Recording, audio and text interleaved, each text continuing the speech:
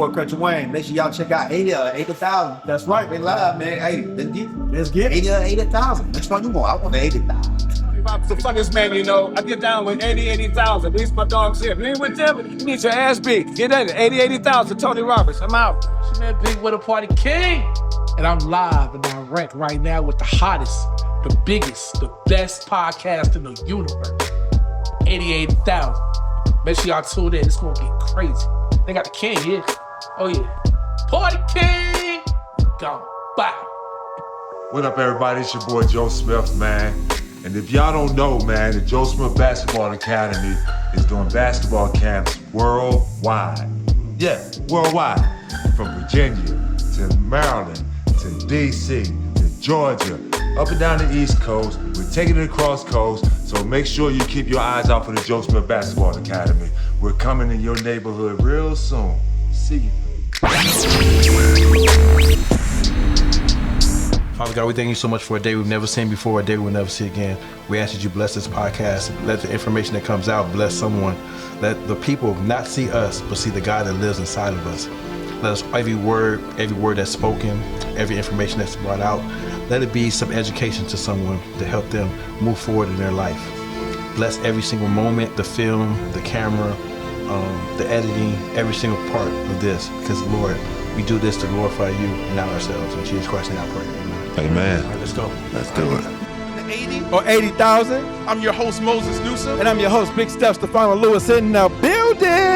Are you living for 80 years, or do you want to take your legacy and your impact well beyond 80,000 years? Let's find out. Today we have a true NBA legend in the house. Someone whose impact has spanned decades. What? From dominating high schools in Virginia Yep. to becoming the #1 overall pick in the 1995 NBA draft. Talk about it. He's a force to be reckoned with at the University of Maryland, where he earned College Player of the Year honors. Yep. Over 16 years in the NBA, he's suited for 12 teams, bringing leadership, consistency, and a versatile mindset for every roster he's been on. Sheesh. With over 11,000 career points, 6,000 rebounds, he's left a mark on the league.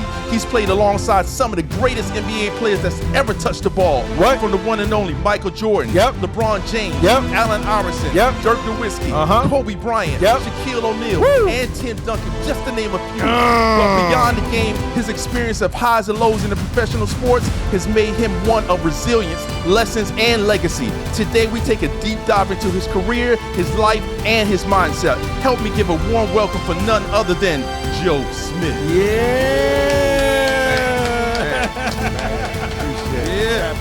What's up, No baby? doubt, Man, appreciate that. Glad to have you on the man. show, brother. That's classic right there. Oh, man. That intro. Legendary. We handed out flowers today, brother. Yes, sir. Yes, sir. I'm gonna make it clear to the world. We handing you flowers today, brother. Man, I all day appreciate it, long, man. all Yes, day sir. long. Got me So, on, Joe, man. man, we just finished up with the MEAC tournament, baby. Yes, sir. All Yes, right, sir. Norfolk State, men and women took the title. Man, that's awesome for the city, man. You Man, know, that's being awesome. from Norfolk, man, and seeing the school represent like that and make it to the NCAA tournament by winning the MEAC, man, that was big. But I'm kind of hurt at heart a little bit, man, because my daughter, she goes to UMES, Maryland Eastern Shore. She so- does. Yeah. This is man. the last year too. So, Wow. you know, it's kind of a bittersweet moment. Yeah, for no me. doubt, no doubt, no doubt. Wow. You know, they got knocked off by Howard in the semifinals, so they didn't make did. it. But Yeah. congratulations to Norfolk State, man. And Congratulations. I'm happy to represent the city and that they claim. Well, man, no doubt. congratulations to you as being a father to your daughter, man. Oh, To your man, daughter making appreciate it that far. You know what I'm saying? Appreciate So it. that's up. So, black universities. Yes. I mean, what's the cream of the crop, man? Norfolk State, HU, man. I'm from Norfolk. I ain't gonna say nothing else but Norfolk State. Yeah. I mean, you know, because even like you mentioned my high school days, you know, even Right. back in high school, we would play Booker T over in Norfolk, Booker T Washington High School. Yeah. And it would be, the crowds would be so out of hand that they would have to move our games. So Really? their home games would be at Norfolk State University, and our home games would be at Old Dominion University whenever we played them.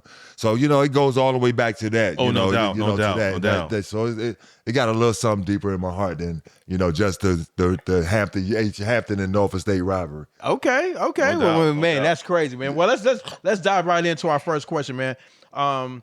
As a father, because you are a father, man, let's dive into this Stephen A. Smith situation with LeBron James, man.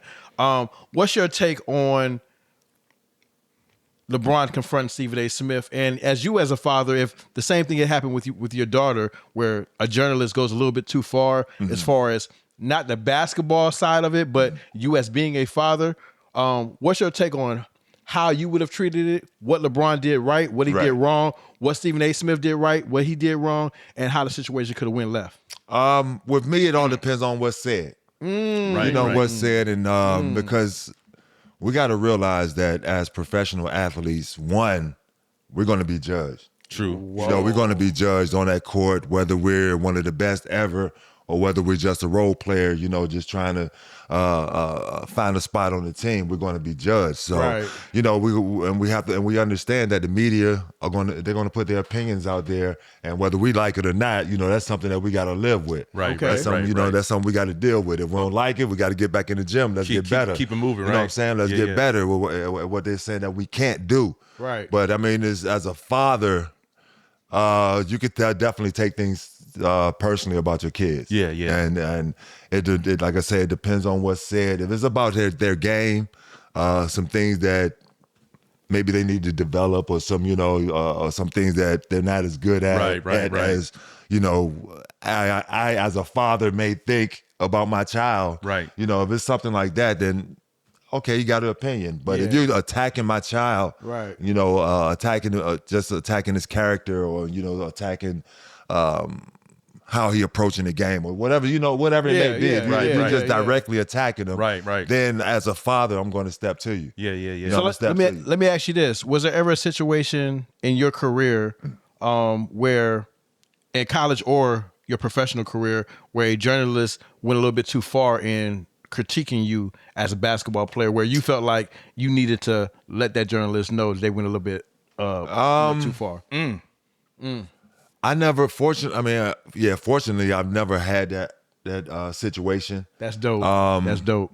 I've always been the type of person that with the media, who's always been open with the media anyway. Right. Yeah. And they always feel that if it's something, that they can approach me on, they can talk to me about whatever. Okay. So I've always been like that. So I've never had that issue with the media. I've had bad stories written about me. Yeah. I've had stuff written about my game, or, might be on a bad streak, or, week. I just chalk it up as, that's part of that's them doing their job. Now I got to switch the narrative and go out here and do my job and get better and try to, and end all that myself. Yeah. I use it, and I think that's something that we're getting lost in. A lot of us, we take things personal instead of using it as momentum or motivation. Right. And that's what I used to do, man. Whenever I seen a negative article, or whenever I heard somebody talking negative, man, it was more motivation, more fuel to the fire that, made me want to get back in the gym and get better. Well, it's crazy you say that, because Michael Jordan was famous for doing that. Right. And taking that and honing that anger and putting that on the court. But we know the situation is just a little bit different. Just a couple days ago, we did a podcast and we talked about, what LeBron was feeling, what was going through his mind when he reacted that way. In my humble opinion, I just feel like with the situation that happened with Bronny, where, he obviously had a cardiac event. Right. And, I think it was a sensitive situation with him. And, historically, LeBron better than any of us in the room. This man has always kept his calm. Yes. And, so to see him step to Stephen A. Smith in that manner, it kind of just leads to the fact that was there something behind closed doors in a conversation that we don't know about, that we're not privy to, that maybe it was this cup runneth over type moment. So, and that's the thing is, because I watch First Take, and I'm a huge fan of First Take. I watch it almost every morning, and I hear Stephen Smith give his takes. Stephen A. give his takes on a lot of players, but I've never heard him attack LeBron. Bronny's character or anything about him. No, he always give him props. Always give him props. Yeah. So always pick him up. So I understand both sides. As a father, want to protect your child, especially that young in his man's world that he's entered into. So I can understand that, but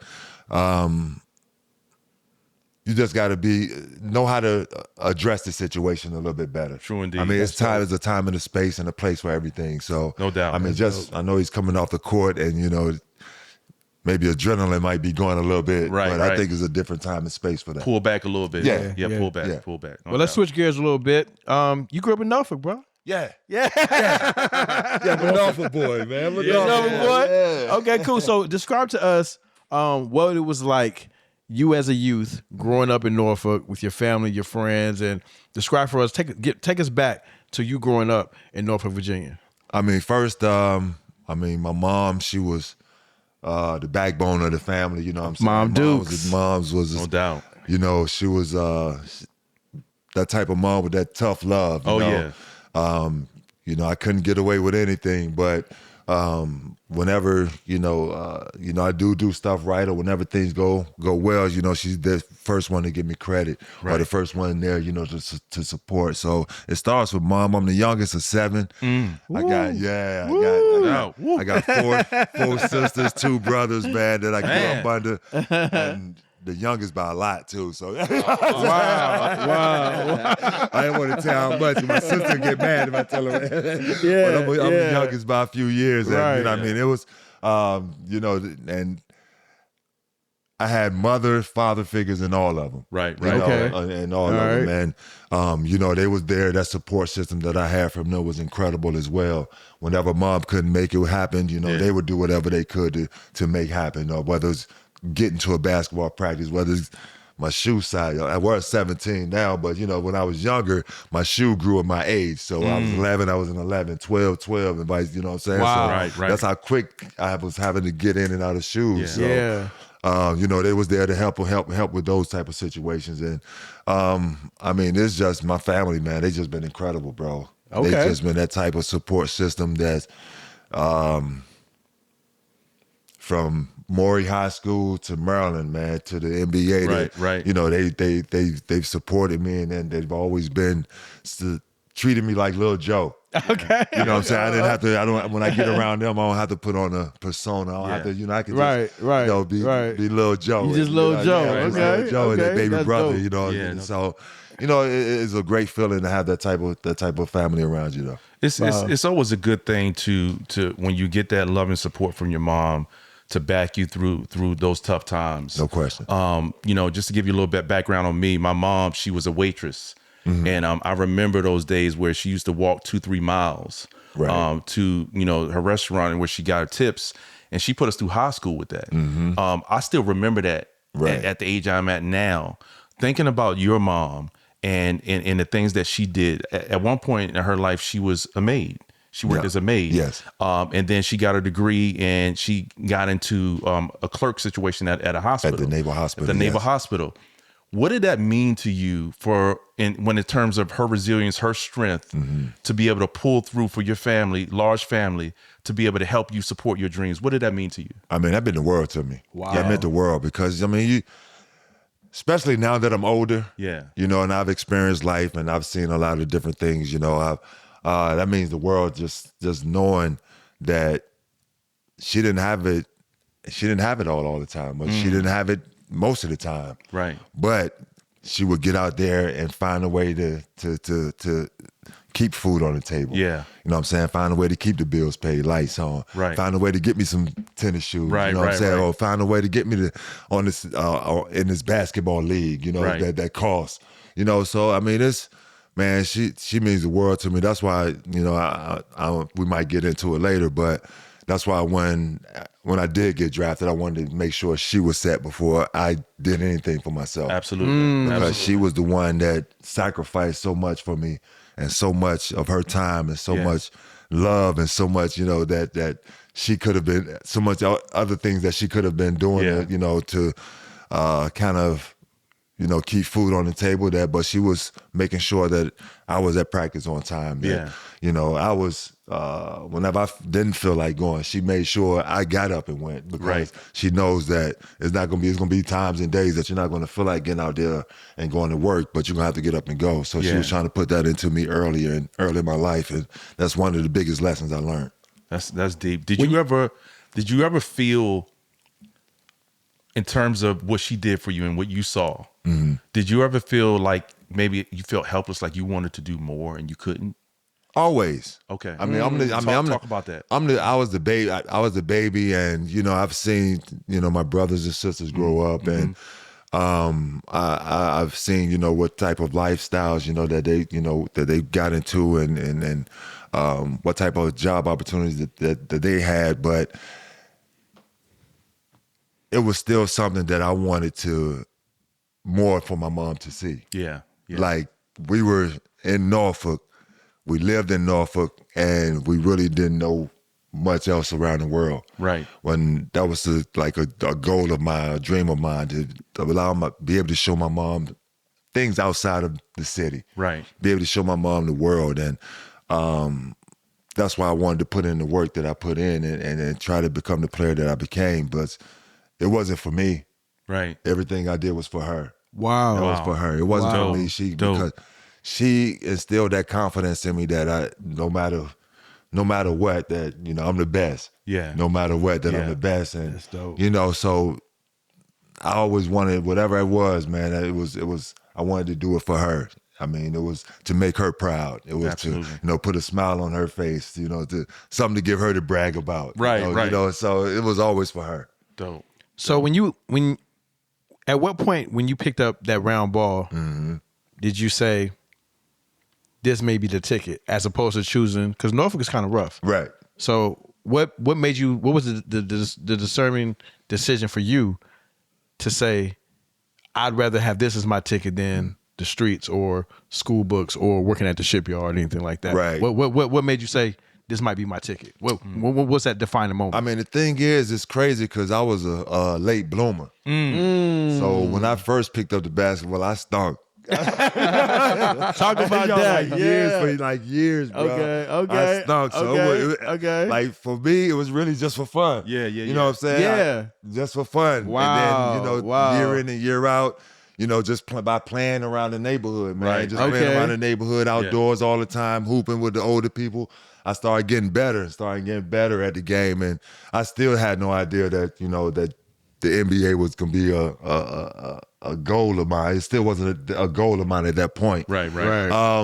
But as as I started playing more AAU basketball, I got into deeper into high school and started seeing myself get better and competing with the guys that I used to look up to. Now I'm competing with them. You know what I'm saying? So the confidence started growing, and I really didn't know until I got to Maryland that I had a real opportunity. Really? Really, I mean, honestly. So in high school, you didn't have no inkling when I left high school, bro, I wasn't even.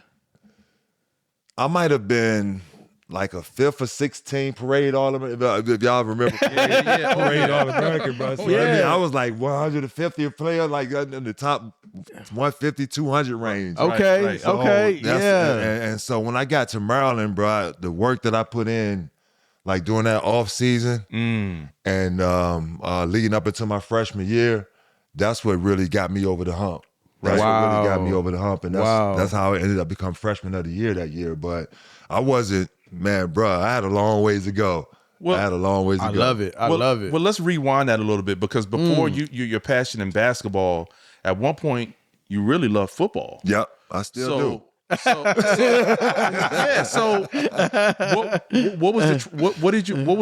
what drew you to football, and what made the transition happen?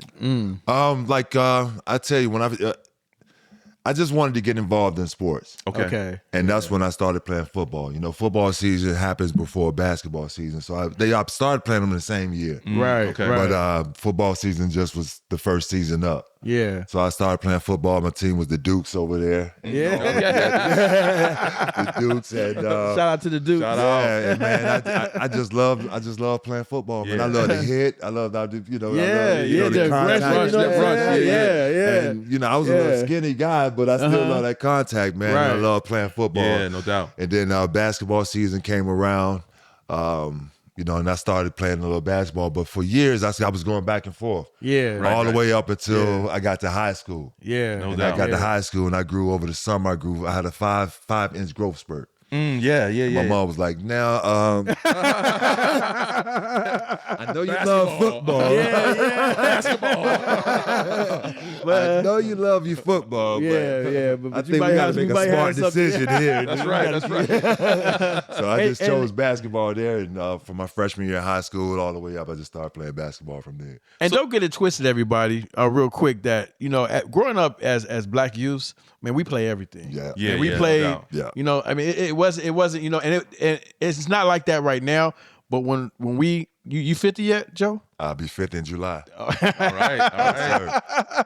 So when we was growing up, man, especially when we got to high school, if you was talented enough to make the varsity team, you played football. And then when basketball season came, you played basketball. And I played all three. I played football, then I played basketball, then I played varsity baseball. And so it was just like that. If you were able to make the team, you just played. And that's how it was as athletes. But go ahead, Moses, what you First of all, I want to pause real quick because I want the world to understand how epic what's happening here is. Wow.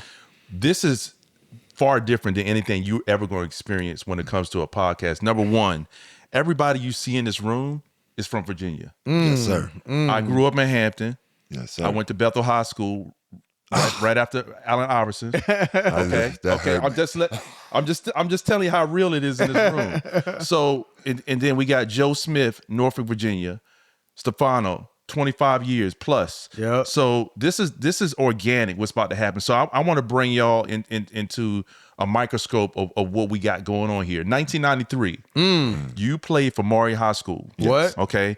And you played against Allen Iverson. Yes. Okay. Who went to Bethel, who's playing for Bethel.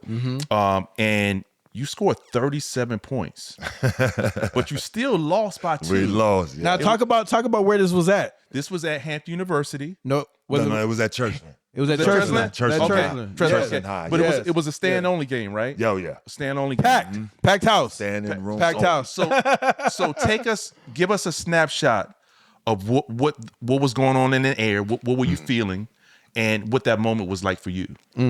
I mean, that was for us going into the game. I mean, it was already a known factor that even though it was a regional semifinals, that game was actually the state championship game.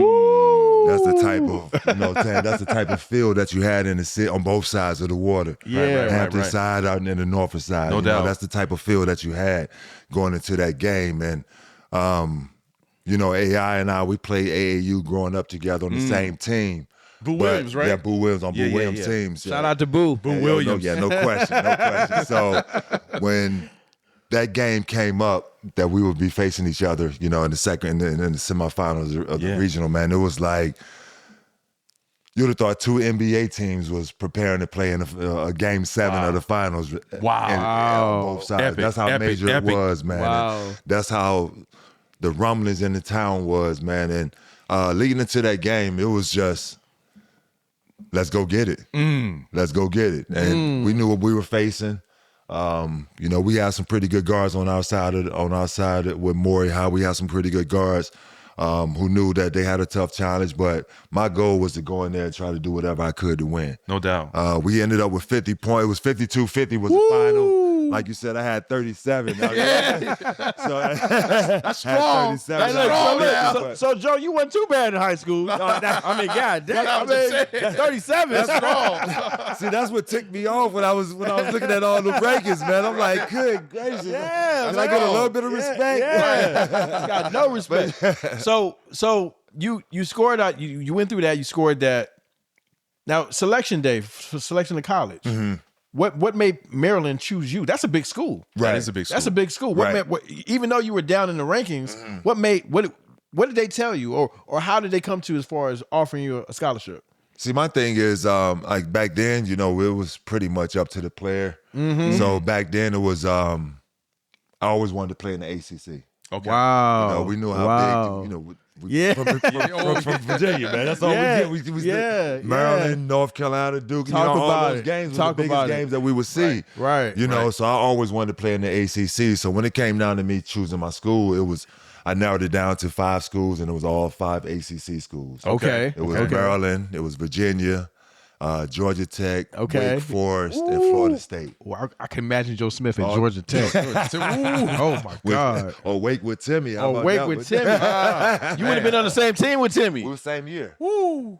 Yeah, Timmy and I was the same year. But hold Wow. on, your dad is lived in Maryland. My at that dad time. lived in Oxon Hill, Maryland. Okay. Yeah, so Okay. but what drew me to Maryland was the fact that the year before, the recruiting class that they had the year before, they had 3 freshmen that they brought in that was top-notch freshmen around the country. Okay. One from JUCO, Johnny Rhodes, Dwayne Simpkins, who went to DeMatha. Dwayne High Simpkins, I School, remember him. Yeah. High School up in- Yeah. And X-Ray Hip, who also went to DeMatha. Okay. So they brought those guys in, and then I think either before I signed or right after I signed, Keith Booth had signed, who was probably one of the top high school prospects. Right. So it was building a young program. Okay. And I felt that it was a place that I can go in and play right away. Right. And it Wow. was in the ACC. ACC, And, yeah. I always wanted to play there. And I felt it was someone that I can go and play right away, man, and try to, further my career. I didn't know it was going to go that way, but I just try to further my career. But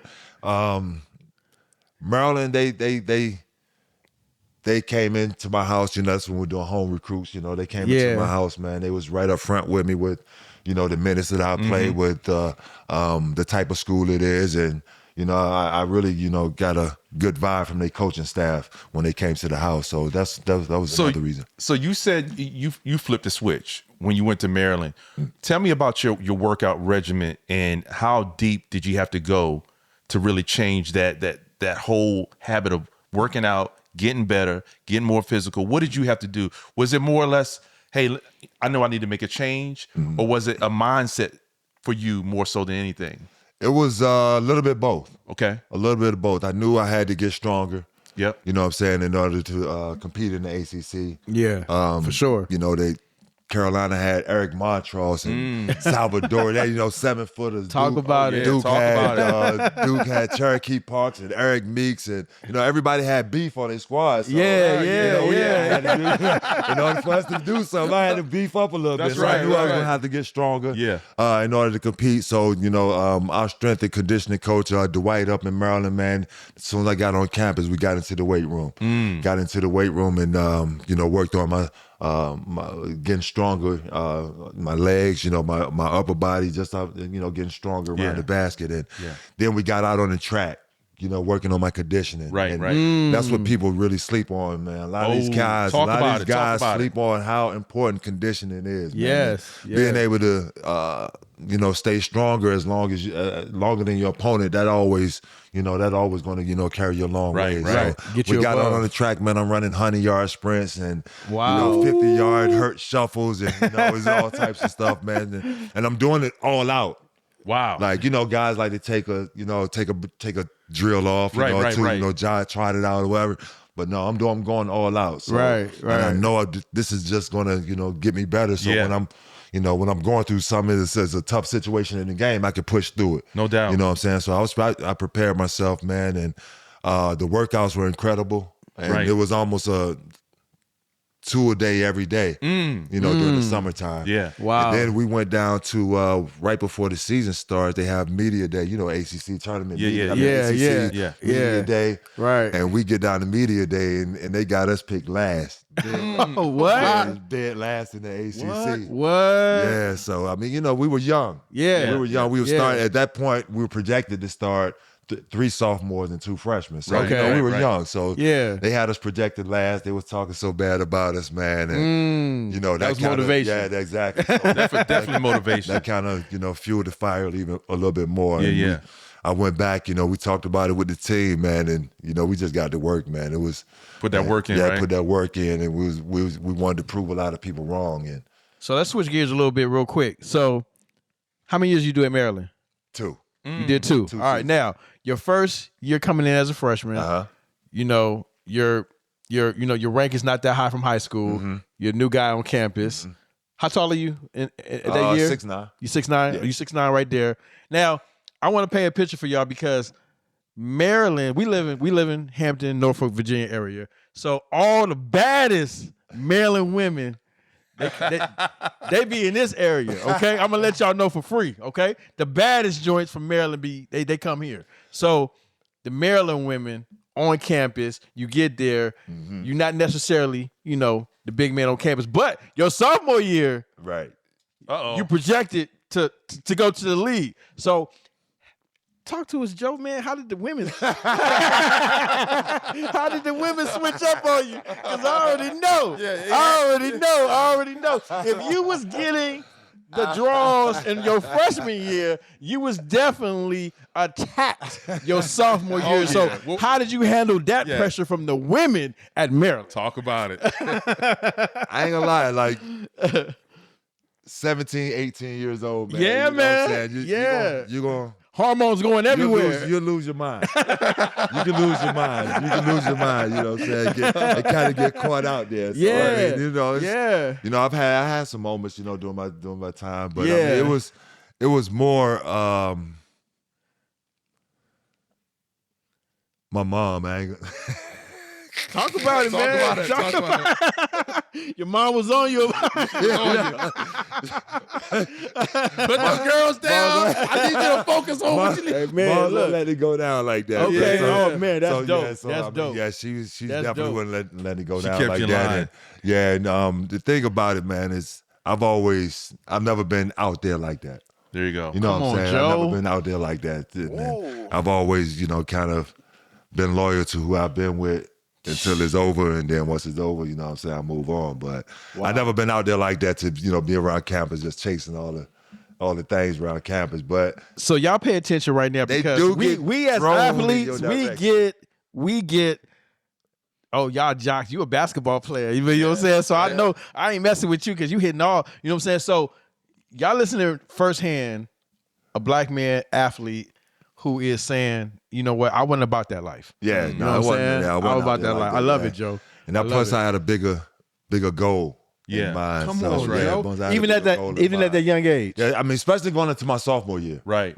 I had a bigger goal in mind. Yeah. You know what I'm saying? I knew after my freshman year, you know, that's when he could be a top pick, top this, top that pick. That's when all that talk started. Yeah. So you know, I didn't want to do anything to mess that up and, you know, put that in jeopardy. So And you were familiar with the gold diggers. that was coming at Maryland, you. man. One thing that people don't think about that we as athletes, especially at that time at the University of Maryland, Yes, talk about it. was Lynn Bias. And Talk about you know, it, bro. That's something that we talked about, and you know, we didn't want, you know, our, you know, time to be spent, you know, with no having to deal with anything like that, or no, you know, no mess like that. So I love it. So we all, you know, we all looked out for each other. Right. We all kept each other, you know. It was a brotherhood. Yeah, exactly. Yeah. Exactly. And it wasn't, and we didn't leave anybody out if you know, to get caught out there like that. So Right. we, you know, we all held each other accountable, but at the same time, we all looked out for each other. No doubt. man. And what y'all hearing is discipline. And I talk about it all the time. If you want to do anything, you want to be successful in life, you want to go somewhere, you got to have discipline. Mm-hmm. And had Joe not thought about his mom, because it sounds like to me, a lot of what drove you was thinking about your mom and what she did for you. And you had to bring yourself back and say, hold on, this is the mission. I live not to let my mom down, bro. I love it. I love it. I live not to let my mom down, bro. I love And it. that's, you know, that's whether it's on a day-to-day basis, whether I'm interacting with people, I'm always thinking about what she would say if I, you know, just walked by somebody and, you know, somebody, you know, and not even address someone. Now, you know, how would she react if she saw me do that? And I know she wouldn't feel good about that. Yeah. So, you know, I try to interact with as many people as I can. Yeah. My business partner, Tommy, he laughs now all the time because, like, sometimes some events that we go to and, you know, it'd be maybe 40, 50 people, you know, come up with autographs, pictures and everything. And I make sure I stand there and I make sure I take care of everybody. Before I move on. I seen you do it, Joe. I seen you do it. Yeah. So, I mean, that's just the way I was raised, man. Yeah. So That's dope. You know, and That's dope. like I said, that all goes back to my mom and not trying to, living not to let her down. That's right. Yeah. That's dope. That's right. So let's talk about the draft. What's happening? Draft day. Now, did you know you was gonna get picked number one? Most nervous day of my life. Where'd you have yourself at? Where'd you have? Be honest. To be honest, Draft day. You woke up in the morning. Where'd you think you was at? Where was you at? I would say third. Third. Third. Okay. I would say third. All right. We talking about the '95 draft. Yeah, 1995 draft. NBA Yeah, I would draft. say third. You were saying third. So And- who you thought was coming above you? I didn't know. You didn't know? Yeah, I didn't know because I mean, I talk to people and every time I tell them about our draft is the top 5-6 picks could have been a toss up. Okay, Right. You know what I'm saying? We all were power forwards. We all played pretty much except for Stackhouse and Stoudemire. But myself, Antonio McDyess, Kevin Garnett, Rasheed Wallace. You know what I'm saying? We all were, you know what I'm saying? We all, it could have been a toss up. So heavy hitters. Draft day, we prepare for the draft, but sitting in the green room, man, you just, you try to keep your cool. You're trying to be cool. You nervous? Man, you nervous. It's like you know, but you don't know. You know what I'm saying? I look back, I see a little clip every once in a while when I was at the draft table, man. I'm sitting there like I'm writing. So I mean, it's one of the most nervous days of my life, man. And then David Stern comes out, right? And when he comes out the first time, he's just addressing the crowd and telling you which team is on the clock. So right. That 5 minutes, they had the Golden State Warriors on the clock. They have 5 minutes to choose, man. Right. There like, oh, and God. then he's like with the number 1 pick in the NBA draft. That sounds just like the slowest thing ever. And with the number 1. That sounds like the longest thing. Everything just slowed down, right? No doubt. But then he announced your name. Now, what was you wearing, man? I seen what you was wearing, but talking to you, you was slick. You was slick. My man, Kerry Mitchell, custom-made suits back there. I had a custom-made suit from Kerry Mitchell. Okay. He was one of the guys that was doing a lot of the NBA suits back then. Okay. Oh, so dope. yeah, so dope. yeah, He hooked you up? Yeah, he hooked me up. Yeah, he hooked me up pre-draft and draft night. So there you go. Yeah, I had the mock collar, no tie, the brown, Nice. you know what I'm saying? Brown. Yeah, keep it clean. Yeah. So they announced your name. Joe Smith, you the number 1 pick, bro. How you feeling at this point? Man, it was a relief. It was a relief first. But a relief first. Yeah. But then you was like, cha-ching. Like, hey, yo. I mean, because the money different when you number 1. I'm going to let y'all know that right now. Then. And not then. I got hit with the salary. Yeah, my year, see, the salary thing, cap? Yeah, the thing about it, and that's one of the reasons why I jumped out too, was because they was talks about the salary cap. Okay. But it wasn't in stone yet. So I'm thinking, okay, I'm going to jump out before the salary cap. I'm thinking it might be the following year. Right. Oh, yeah, so I'm thinking, okay. so I'm going to jump out before the salary cap. Yeah. And then, but no, they dropped that salary cap right in, that year. So I didn't get that cha-ching right off the bat. Right. So, but I mean, I was just happy, man. It was a dream come true. Okay. I mean, it was just, a goal, man, that you set for yourself, man, that you have actually accomplished, man. And it was joy, man. Just seeing my mom, man. Oh, man. Like, that day, man. She was in the audience? She was right beside you. As a matter of fact, she almost fell, and you had to grab her. Yeah, she went right? down in her seat. Yeah. It was, so talk about the emotional feelings that you were going through. Think about, I want to take you back to when your mom was a maid. Right. She was a maid. Let's be clear. Yeah. And her son won the number 1 NBA draft, 1990 draft for Golden State Warriors. Yep. What were the emotions going through your body knowing that what she did for you and now what you could do for her? Man, it was. I just felt like, man, that's all I wanted to do. Wow. I mean, I just felt like I gave she like you said, she went down. I gave her a hug, and as I'm walking towards David Stern, all I'm thinking is, what can I do for my mom? Man, what can I do? What's the first thing I can do for my mom? Wow. What can I give her? What can I do for her? What can I bring her? What's the first thing I can do for my mom? And like I said, that was as soon as after that I went and signed a deal with Nike. And same night? Not the same night. Okay. It was that same week though. Okay. And after I signed that and I got my first check, man, that made sure I took care of moms, man. And she came and lived with me my first year in the Bay Area. Bay Area, okay. Yeah, okay. because like Going back to that college day. Now you on the West Coast. Right. That's right. Everybody just coming up to these doors, man. She can say, I'm gonna make sure you say it live. Ain't nobody gonna get in the way of this. I love it. I love it. So she came out, spent the first year with me, man. Wow. And, that's dope. I didn't even buy a house. I was just renting. Right. Yeah. But so the first thing I bought, man, her birthday came up during the season in March. Her birthday's March 4th. Birthday came up, and first thing I bought her, man, I surprised her with a gold Lexus in the garage, man. She's in the house, man, and me and my cousin, they in there distracting her. So I closed the garage. I closed the garage door to the house and put a big red bow on. Oh man, yeah. She comes outside. How did that feel, Joe? I know that had been. Oh my God, that was amazing. That was like just to be able to do that. That was amazing, bro. Man. And just to see her. So Joe, you wasn't reaction. thinking about yourself. You weren't thinking about your crew. No, you was thinking about Mom too. Mom. Yo, that's dope. Mom did it all. Mom did it all, man. Dope. Just to make sure I was able to do something. Yeah. And be something. Yeah. And she always told me never leave a job half done. And that's something she always preached to me. That's something she always, told me. I used to cut grass. Yeah. When I was younger. Yeah, you was cutting grass? Yeah, me and my cousins, me and my little cousin. 6'9", cutting grass? I'm on 6'9", then,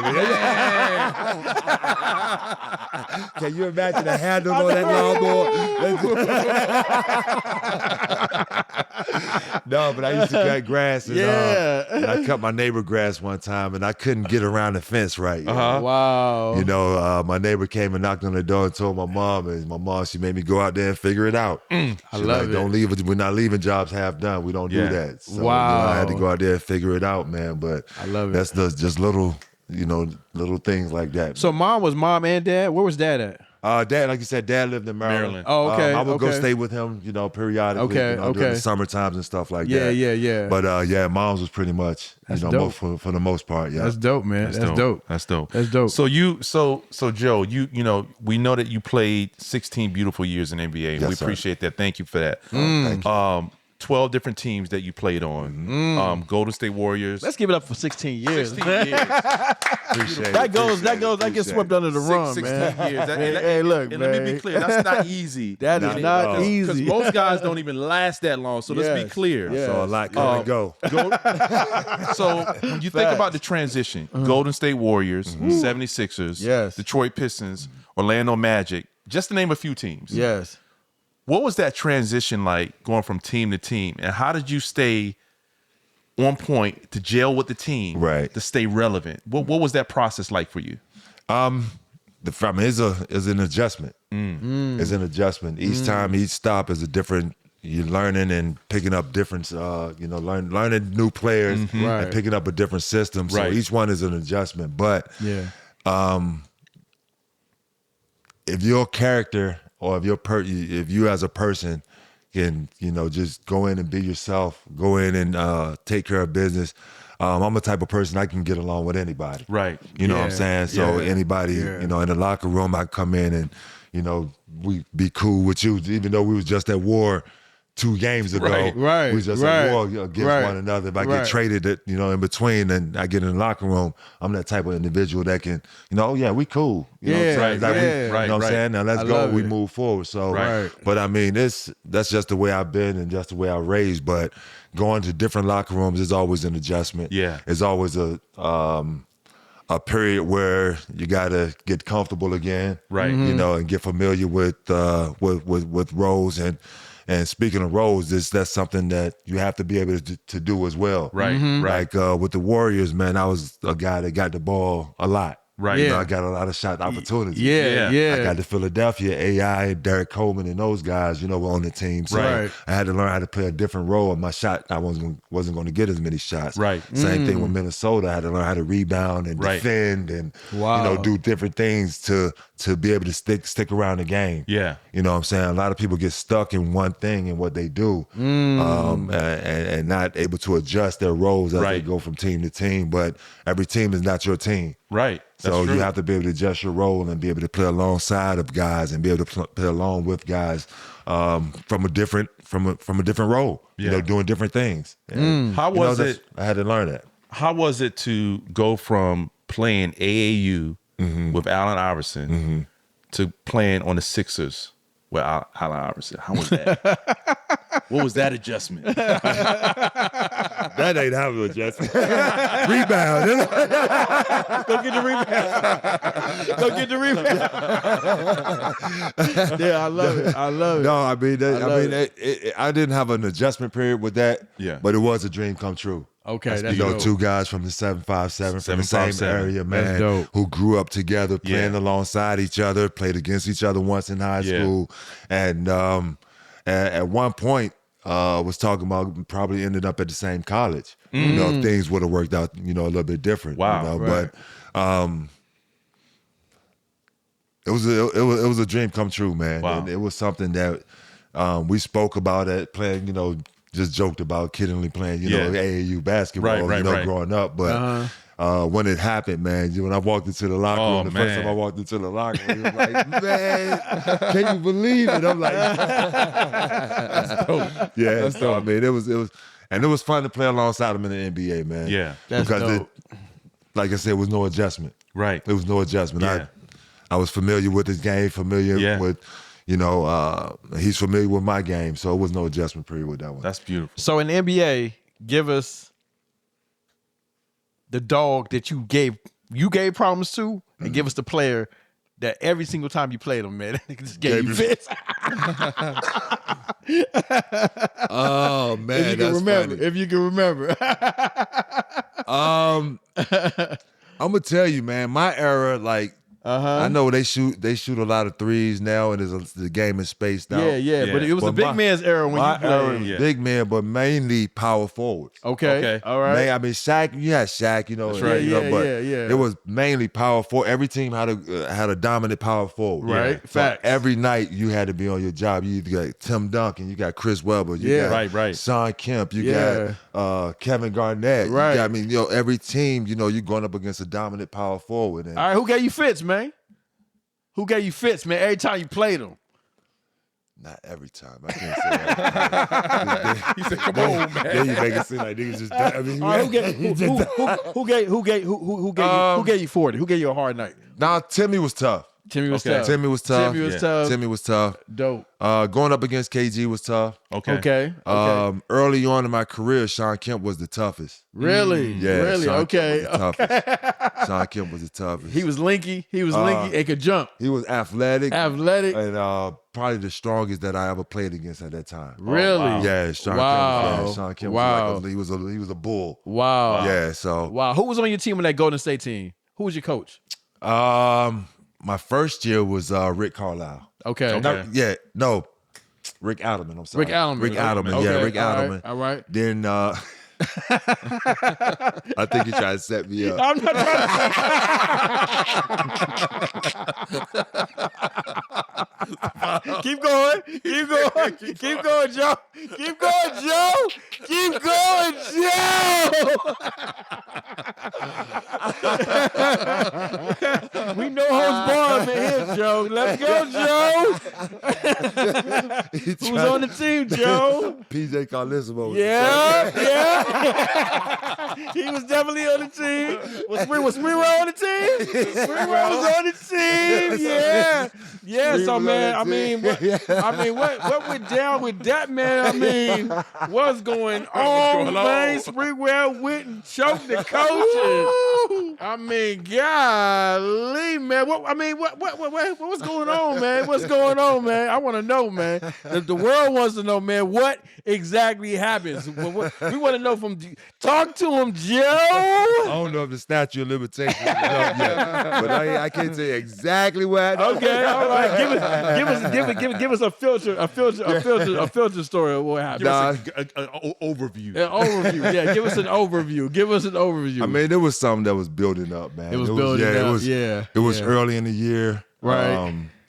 And I think it was just issue with the head coach coming in trying to be with too much aggression. Gotcha.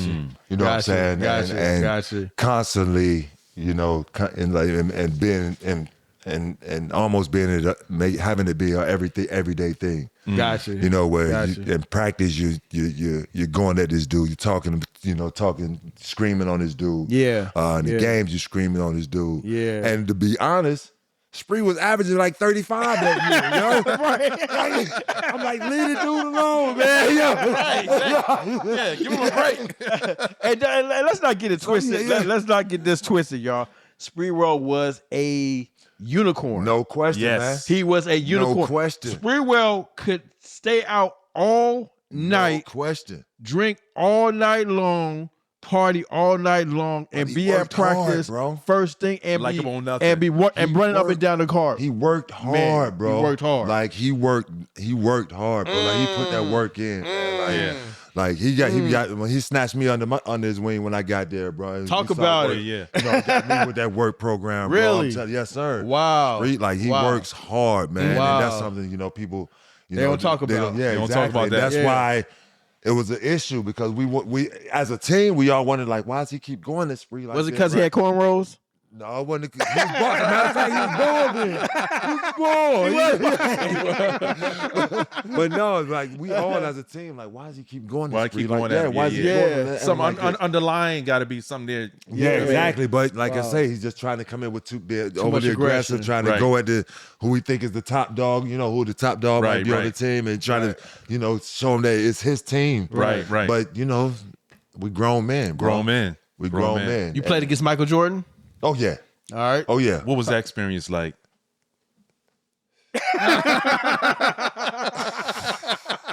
Black Jesus. Did he have the man. glow? Did he have the glow? Did he have the glow? They might as well. Like they came up with we played them in the Bay. I'm gonna tell you when the year they when 82-10 or whatever. Yep. We playing them in the Bay. 72-10. 72-10. Yep. We playing them out in the Bay in Oakland. Okay. We got them down. We up 20 at halftime. What? Up 20 at halftime. Y'all up Yeah, 20? we got these. We got these.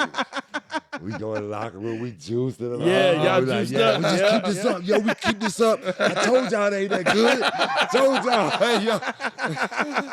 We go back out there. love We it. warming I love up. it. We warming up. Yeah. Down there doing our shooting. They come out, I swear, like a glow around. A glow around. Scotty might come out. Come out and walk. I swear they got that glow around. He had a the Jordans ball. on. He had a J's on. No, but he might have switched to a fresh pair. I don't know. Oh, he switched to fresh. But I swear, bro, we was up 20, bro. Yeah. By the time the end of the third quarter, I think we might have been up like 2. They came out in the third quarter, but that's what a lot of coaches used to say. A lot of teams used to say, like in the third quarter, they hit an orange, like it's the orange switch that they hit. Yeah. But I'm like, we up that 20. switch. So Yeah, I'm like, right. we up 20, we good, What they you know gonna do? I'm saying? Yeah. But yo, I swear, bro, we could not get a bucket. Yo. They went on a run, like they were just chipped away, and we end up losing. They went up losing, but just to see how they was able to turn that thing up like that in the second half, man, that showed what championship teams, and that just showed what type of greatness, dude. Because I don't even think he had it. Spree was going at him. Spree was going at him. As like, he always did. As he always did. Yeah, Spree love the competition. Yeah. Spree was going at him. Yeah. On defense, talking it on defense and everything. right. Yo. Yeah. So second half, man, it's just like everything just shifted. It just bro. shifted. It was, So is Michael Jordan, because we all talk about Michael Jordan being a killer. And when I say a killer, no holds barred killer on the court. Right. Is he really that way on the court? Is he a killer like everybody thinks he is? I mean, he's definitely a killer. Okay. I can't see how he could be much more of a killer than, the next person, though. You know what I'm saying? I mean, he's definitely the most talented killer. Yeah. But he's got the talent. But if you out there on that court, man, that's the mentality that you gotta have. Yeah, you got to. You gotta have that mentality. Yeah. You want to be, especially you want to have championship runs and stuff like that, man. Right. You gotta have that mentality. Like whoever's in front of us, we gotta kill them. Yeah. So you gotta have that killer mentality on a nightly basis, and that's what I'm saying. He's more talented killer, but it's killers all over. All over. It's killers all over. How many rings you got, Joe? You ain't got no rings. I'm sitting on the goose egg. All right, so name the player who you felt during your prime, who you said, man, if I had got a chance to play with him, I think I would have got one. Shoot, in my prime, the only one I didn't play with was Kobe. In my prime, I got him late at the end. You got him at the end. Yeah, at the end of my career, that was the last team I played with. But So you with Kobe Bryant and Shaq, y'all get a ring? we get a ring. Okay. We get a ring. Okay. We get a ring. Okay, no doubt. Get a ring. You get And we had a chance. I thought we had a shot my last year, man. I thought we had a shot. We had a pretty good squad with Kobe, Lamar Odom, Andrew Bynum. Oh, I remember that. Yeah, I remember that. Yeah. That was the year that Dallas and Yeah. Right. Man, I forgot you played with the Lakers. I Yeah. thought we had a shot that year, but yeah, we got knocked out. Dallas swept us. So I look at players right now, and players play all around the league, and they play for different teams, and they play a certain way, and they might average like 34 points, 40 points. They get to the Lakers and they suck. I mean, they average like 4. So how different is it to play for the Los Angeles Lakers? How different is it? You talking about now or then? Any point in time? Anytime. What's the difference? What's the genre of playing with one of the biggest sports franchises of all time? It's What like, you experience? for the most part, is like all eyes on you out there. Yeah. Like the Laker fan base and how they, react to Lakers just going around. Man, I was there for 2 months, bro. and I felt like a king. Dude, just walking around out there, bro. Yeah. I mean, and even to this day, but just because I played them 2 months there, Right. like the support I get or the reactions I get from Lakers fans whenever I'm, even just social media or you forever a Laker. You forever a Laker. You played 2 months. For 2 months. I played 2 months, Wow. bro. And I'm That's dope. forever a Laker, bro. And then, Wow. like I played 6-7 years out there. Wow. And that's how when you come into what is the state? What is the name of it now? The crypto. Crypto. Crypto when you come right in, now. It's been changed 5 times. Couple times. It was a Staples Center when you played. Yeah, it was the Staples Center. It's Yeah, when I crypto played, now. yeah, Crypto.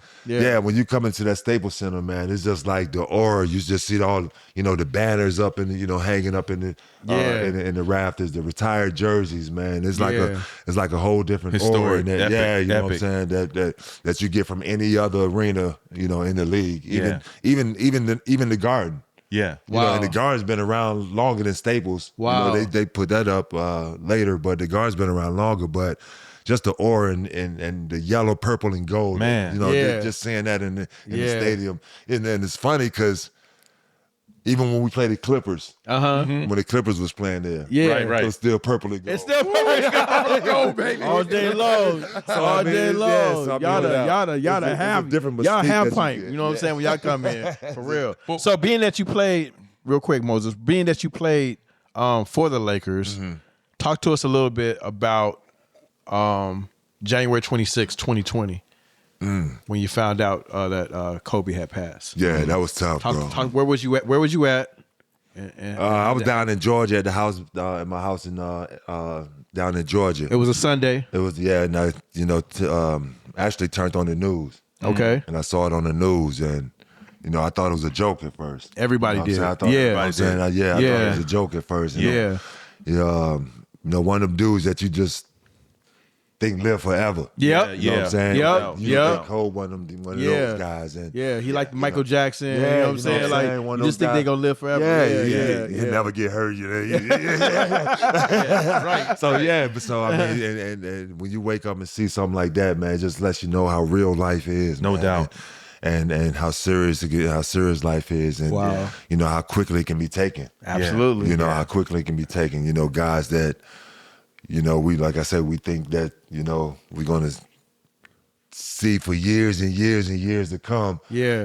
Talking about basketball or seeing them, with his daughters, doing certain things, in basketball, Wow. suddenly gone that quick, and Wow. that was a shocker, and it hurt, bro. That one hurt. Rest in peace, Kobe Bryant. Rest in peace, Kobe Bryant. Go ahead, Moses. What you going to And I think just to kind of piggyback off of that, that's why it's important to celebrate people's flowers while they're here. Right, sir. No Because question. I think with Kobe, I think that, and correct me if I'm wrong, I'm saying is Kobe was a legend, Mamba. So when you think about when he left this earth, I think people realize what we really had at that point. And I think, we need to start really giving people flowers, recognizing them for their efforts, like yourself. The time that you spend in NBA and what you've done for the NBA, I think is dope. And I want everybody to understand what I'm about to say. I think it's amazingly dope that you get to say that you've experienced Michael Jordan, LeBron James, so LeBron James got drafted right after Michael was leaving out. Right. Correct? But you got to experience both of them. Right. So to have that experience and be able to go from team to team, adjust, learn different styles, and be able to gel with teams and still come out on top, that's amazing. Oh, man, appreciate it. And I want to personally thank you here on the show for what you did and what you've done for the NBA and really be able to hold down your own and do it all for one person, your mom. Man, that's I deep. appreciate that. That's deep. I appreciate that. Deep. And like I said, man, she was the one. She was the one that encouraged me to push forward. She was the one that supported me through the basketball practices, through the tough times, through the good times, the bad times, through all times, man. She was the one I can go talk to mom. I can talk to my mom about anything. Yeah, no doubt. Like anything, bro. Like whatever it may going on my whatever I had on my mind or whatever was going on in my life at the time, bro. I could just talk to my mom. We'd be on the phone for hours or whatever. If I'm not there, if I'm calling from school, from Maryland, when I was at Maryland, I used to talk to her before every game. Yeah. You know what I'm saying? I had to hear her voice before I went out there on that basketball court, man, just to make sure that, that everything was all right before I went out there on the basketball court, man. And that allowed me to focus and lock in on what I need to do. No doubt. Yeah. Some of my closest friends are NBA players. Bubba Chuck, a few other players. You went through about a good 65 million, bro. In your career. What would for the new people who enter into the NBA players, what would you have done differently, and what advice would you give to someone who is all of a sudden handed that amount of money? Right. At first of all, you got to realize that that's like a huge overnight come up. Yeah. And you handed that not just in one lump sum, but you know what I'm saying? You're presented, you're presented that. Time. Right. And most of the times, kids, I got drafted at 19, when I got drafted. So I'm a 19-year-old going into a man's world, about to enter into his man's league, about to travel the world now, and as well as make all this money.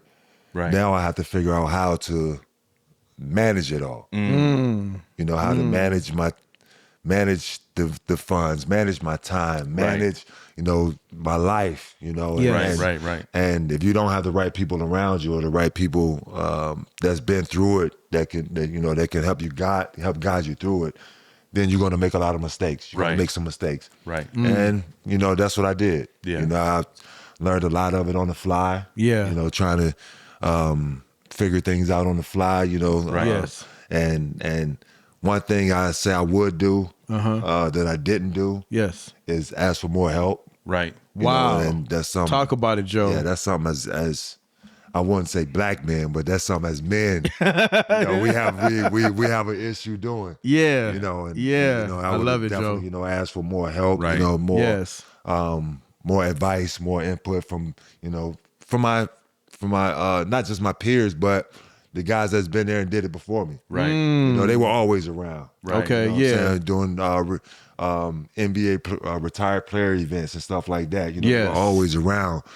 But I never sat down really to pick their brain, and see how they did it, and what they did after basketball, or what they did throughout their career, that kind of allowed them to have the success or the downfalls or whatever they went through throughout their life and their careers. I never sat down and absorbed that type of knowledge from those guys. And excuse me.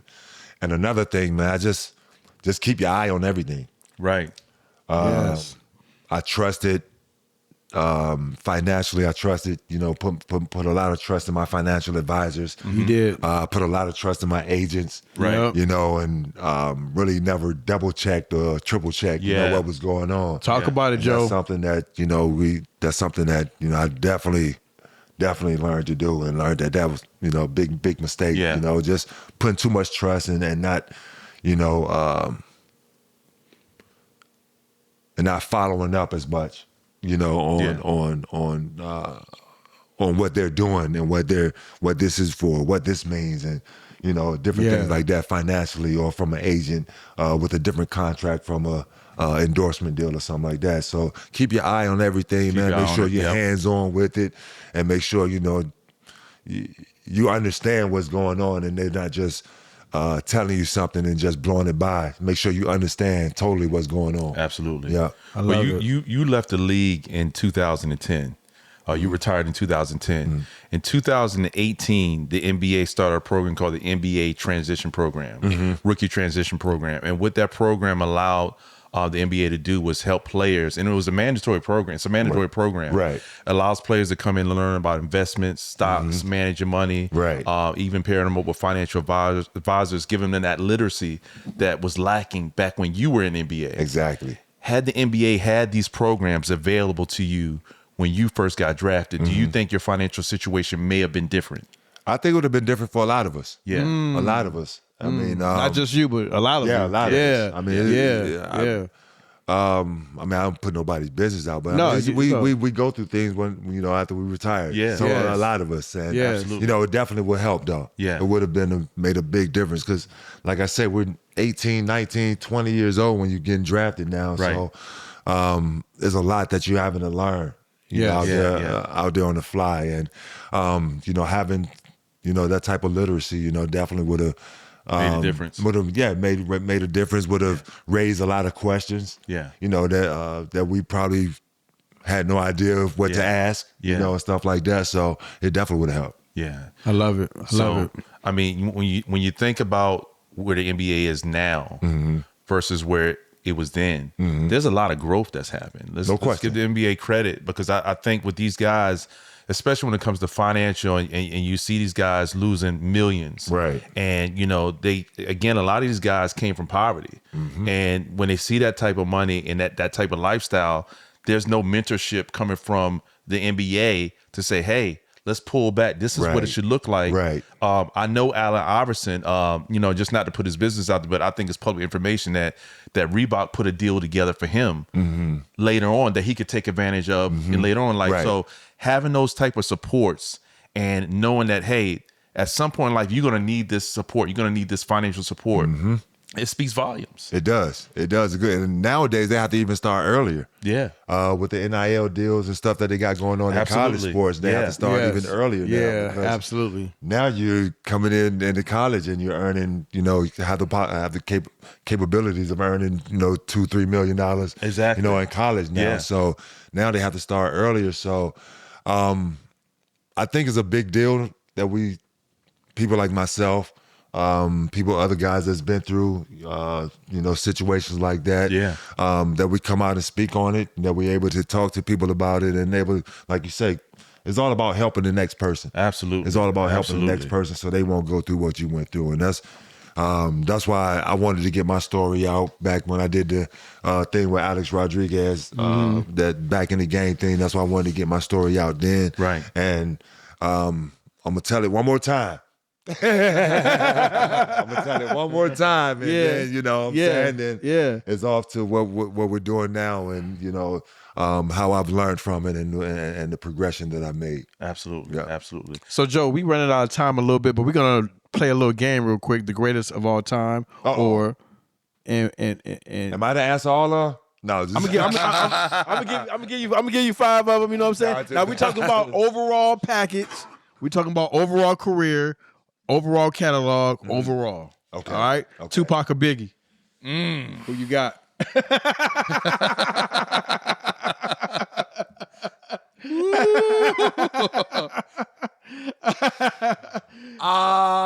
on now. Talk to him, Joe. Talk to him, Joe. It's crazy you asked that. You know why? Why?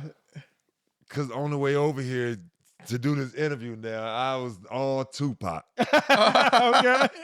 Tupac. Gotcha. But Uh-huh. I'm a Biggie guy. Okay. But I love them both, though. But I'm a Biggie guy. You're a Yeah. Biggie guy. Let me ask you a question. Gotcha. I know that you talked a lot about your mom. Mm-hmm. How do you feel about Dear Mama, Tupac song? How does that song? I'm gonna just be honest with you. When I hear the song, I get emotional. Yeah. And that's I used to I didn't until she passed. Okay. Yeah, it's it's maybe about 5 songs I can't I can't listen to about mama songs and that I can't listen to without getting emotional. Yeah. So and it said she passed in 2007. Wow. And to this day I still have them songs like certain mama songs. Sorry about the loss too. I appreciate it. Our condolences. Appreciate it. But Yeah, that Dear Mama song, it touches me. Yup. I mean, it goes to the core of a mom, what she puts into you, Right. and what you get out of it. Yep. So that I'm with you. I can't listen to that song no more than a couple minutes. Cut that bad boy off. Greatest of all time, New Jack City, Boys in the Hood.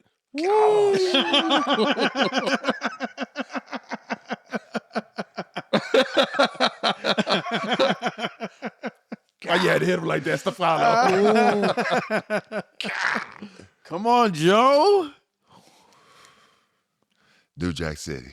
New Jack City. Yeah, New Jack City. Okay. New Jack City. Okay. Yeah, because he held that building down. Yeah, that building was on lockdown. That was going in and that was going out. You know why though? They had the most epic lines, bro. They do. Oh, yes, they do. sir. New Jack City had the most epic lines, bro. Oh, somebody know what happened. Somebody know what happened.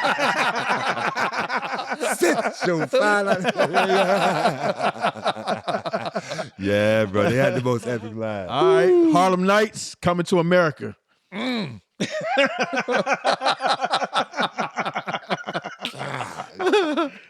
2 is Joe. Ooh. Harlem Nights are coming to America. Yeah. God.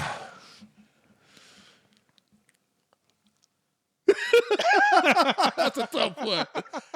Because remember Harlem Nights? I love both of them joints. Greatest of all time. Longevity. You know what I'm saying? Like, I mean, impact. See, if you say longevity, it's gonna be it's gonna No, be I'm coming talking about total package. Total package. It's everything. Total package. Everything.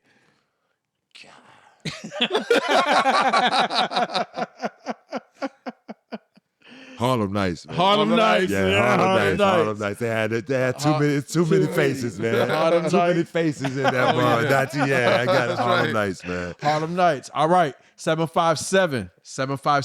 And we talking about overall package. You about to get me in trouble for real. All right, I know what's about to happen. I already know what's about to happen. Overall package, all right? Don't do it, Stefano. Don't do it. I got to do it. Don't do it. I got to do What it. we talking do about? it. I got to do it. Overall package, football, basketball, everything together. And we just talking high school. Okay. We just talking high school. Okay. 757. Okay. Don't you do it, Stefano. AI. Mike Vick. Ronald Curry. Joe Smith.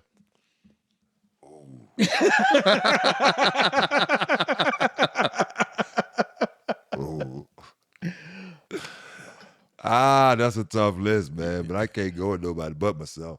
That's real. I love it. I love it. I love it. That's real. I love it. I love it. I love it. You can't do that. Can't go against me. I know that's right. That's dope. I love it. So before we get out of here, Moses, go ahead and hit him with the last question. Before I do that, Joe, I first of all, we want to thank you here at 80,000. Yes, we do. Appreciate y'all. It was a very humbling experience to have you here on set, just really just taking us back of all the things that you experiences. You know, there's some things that we left out. But today what we wanted to do was we wanted to give you your flowers, Oh man, which is appreciate well it. deserved. Yeah. Time and time again, I see too many things online depicting a negative image. But what I see here is a black brother who went through adversity and went through challenge that all of us can learn from. Yes. And it's my firm belief in life, you can't learn anything until you go through something. Yep. And the things that you've been through, be able to come out on top. Here's what I love the most. What I took away from you, your mom was there for you. Yeah. And your main goal was to give back to her, and you did that before she left this earth. Exactly. So round of applause for that. Round of applause for that. Appreciate it, bro. Appreciate I it. wanna piggyback off that, and what I got so much from Joe, and what I get from Joe, and me and Joe have seen each other a few times now, and the biggest thing I get from Joe is how humble he is, because let's not get it twisted. He is Joe Smith. He was the #1 pick in the '95 league. Absolutely, facts. And we don't give him all the credit. I mean, but he is Joe Smith. Also, the biggest thing I got out of what I didn't know was the impact that Len Bias had on him at Maryland, and how he could have went a different way, y'all. He could have different way. He could have went a different way as far as, the women, the drugs, or just being cocky. And what cocky can get you is it can get you killed. And Joe said, listen, let's learn from Len Bias and let's join this brotherhood and let's make sure we impact it. And guess what it got him, y'all? It got him the #1 pick in the NBA draft. Absolutely. Facts. Go ahead. So what we want to ask you, 88,000, we're all about, are you living for 80 years on earth? Meaning that, are you just living for the moment? Right. Or do you want to take your legacy and everything that you've accomplished and the impact that you leave on people and how you love on people beyond 80,000 years? Oh, no, beyond. There you go. Beyond 80,000. There you go. And that's why I am with people the way I am. Because I don't want that thought or that whatever last thought they might have of me to be, oh, he was a asshole or he's a jerk. Or, so I love that positive. I love to bring positive energy. Right. I love to be around people with positive energy, man. That's something that's good, that lives forever. Yeah. In my book. So that's just the way I was brought up, and this is the way I am. Dope. Yep. So y'all make some noise once again for the one and only, the only Joe Smith Smith in the building, y'all. Hey, y'all, let's play some pool, y'all. Yeah, let's do it. Don't try to hustle me either. Here. Boom, boom, boom. Leave balls real quick. So, hey, look, that's what they say. That's what they say. Who, you? Yeah. You the pool shot? Man, look. Los Angeles, California, brother. Oh, you from LA? Yeah, you had to learn something. You had to learn something. So, Joe, if you got your choice, man, Halle Berry or Nia Long, who you got? Who you got? And they prime. These. Yeah, they get tougher, man. Yo, Joe, they get tougher. Nia Long? And they prime. Halle Berry and they prime. Who you got, Joe? Who you got? I gotta rock with Holly, though. You gotta look at Halle. Yeah. Break him. I gotta rock with Holly. Break him, man. I do. Ah. Who you got? Wow, we're about to start. Hey, man, if we talking Love Jones, I got Nia Long. You lose? But look, real talk. Right now, I got Nia Long. I got Nia Long right now. Right now, she prime, though. Right, but what I'm saying, but right now, The woman Nia Long. she might be in her prime right now. Oh, yeah, she's definitely in the prime. And she might be in her, I got Nia Long too. she might be in her prime right now. I got Nia Long too. That's the case. Today. So look, we in Virginia Beach. Where we going to eat, man? Where we going? Where we going to eat? We in Virginia Beach. Where we going to eat, man? Oh, where are we going? We in Virginia Beach. I don't even hang in Virginia Beach. You don't hang in Virginia Beach? No, Jesus. Okay, Virginia. Where we going? Where we going to eat? Norfolk. Where we going? Shoot, we got so many new places now. We go by the water. We go to Waterside. We go to Waterside. Yeah. You know what I'm saying? We can go to Coliseum. Okay. We got so many good places now. That's dope. That's dope. Catch 31 is dope over there. Catch 31? Yeah. Catch 31? I don't know what I'm shooting at. Man, you shooting at just stripes, man. Come on, man. I'm straight. Yeah, you strike. I'm solid. Me and Moses, we solid. Y'all cheating, man. Y'all dope. Yeah, watch out. I got a short one if you want a short one. Yeah, you want a shot? No, he good. He good. He good. I think I'm good.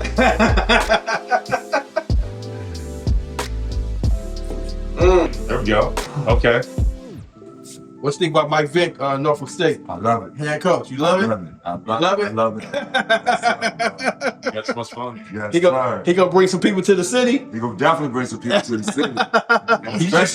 And especially if they have a good year. Oh yeah, he changing the game. He changed. Yeah. But he sacrificed coming from Fox, going over to Norfolk State. He took a pay cut for that. Oh, yeah, of course. Yeah. He took a pay cut for that. Sure. Now, would you coach? Would you coach, Joe? Would you coach? I sure would. Okay. Some players say they ain't got the patience.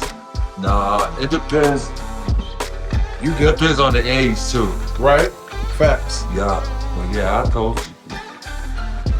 Now, Man. Michael Jackson, Chris Brown. Got to put And there ain't no conversation, is it? Gotta go to the greatest of all time. The greatest. David Dell. Is there to go? Not Robert Breezy, dog. Robert Breezy. Breezy with us, man. Breezy with us. I gave you that. Breezy with us. Breezy with us. BA. Talent out here, man. BA, man. Chris Brown, Missy Elliott, Yeah. Timberland, Yeah. Magoo, all these artists are from Virginia.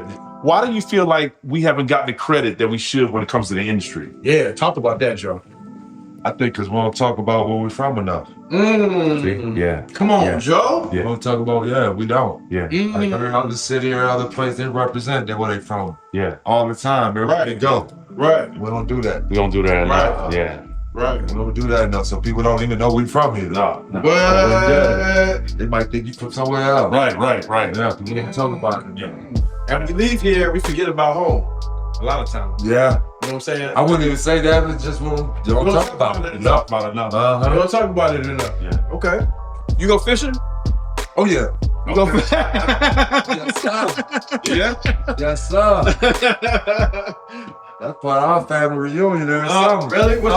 What's your fishing choice? Here? Oh, we fish spots and croakers here. Okay. That's There you go. right. There you go. Spots and Kroger. Spots and Krogers.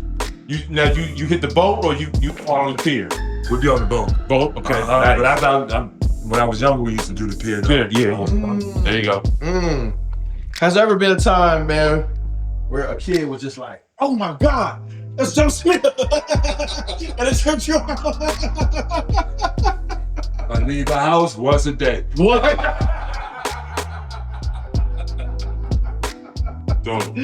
That's dope. That's dope. But man, you'll take a picture, you'll sign an autograph with anybody. Oh yeah, no question. Every Take time. But do it get to a point you be like, man, I ain't taking no pictures, man. No picture. I ain't signing no autograph. You have your moments. You have your moment. Yeah, you got your moments when you're That's dope. But for the most part, That's dope. I'm cool. That's dope. Well, look, man. Love you, Joe. Yeah, we love you, man, and we love everything you represent, brother. Appreciate you coming. I appreciate you, man. Appreciate you coming. Represent, man. Appreciate it. Love everything you represent. I appreciate it. Now remember, man, if God be for you, then who could possibly be against you? Against you. Nobody. That's really tough. Nobody. Yes. 80,000, man. Peace. All right.